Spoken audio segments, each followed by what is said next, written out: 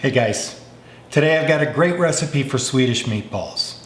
Did you know there's a furniture store that actually sells about 2 million Swedish meatballs every day? Google it. And while my recipe may not be 100% authentic, I've done enough research to say that I think that it's pretty darn close. I even found some wild Swedish Lingonberries. That was not easy. So stick around, I'll show you how.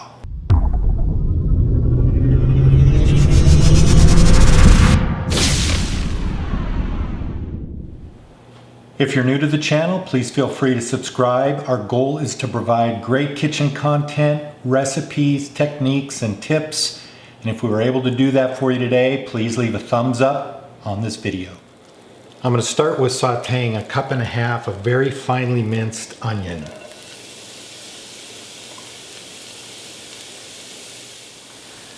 These are starting to become translucent, so I'm going to remove them, let them cool, and we're going to put them in our meatball mixture.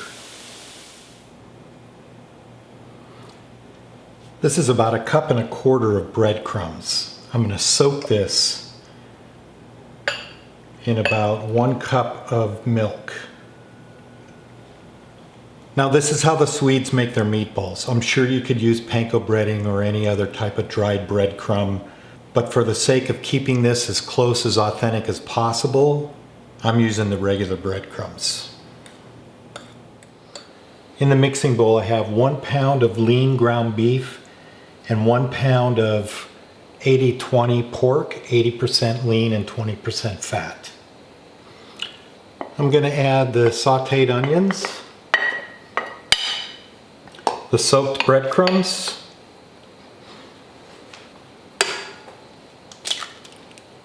two eggs,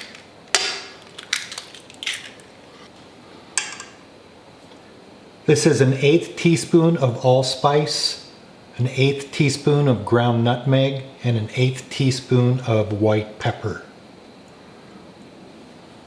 A little parsley, salt,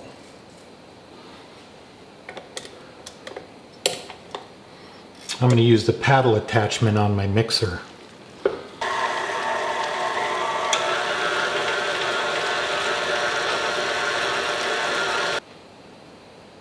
Now this dish is typically served with whipped potatoes, so I have a couple large gold potatoes that I'm going to boil.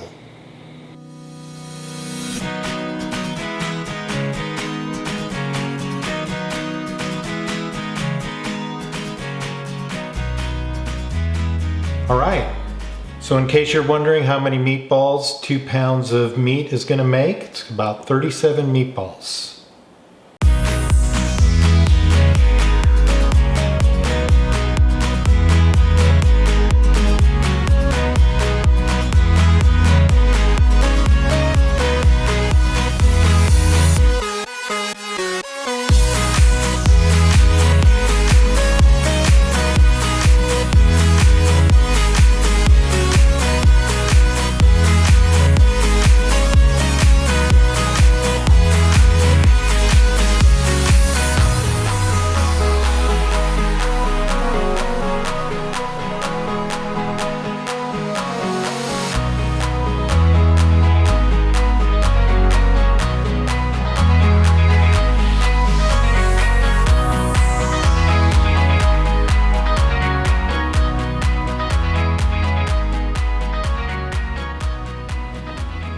Alright, let's check it out.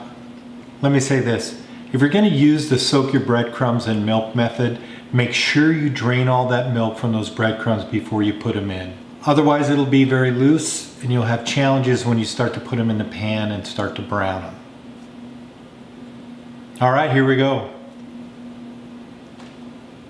A meatball, some gravy, a little lingonberry jam. Cheers! Wow, that's fantastic. The meatballs really firmed up quite a bit more than I thought. The gravy is really nice and rich. The potatoes are a perfect complement. That lingonberry jam is nice and sweet. I'm actually thrilled with the way these turned out. It's amazing. And that's how that one goes.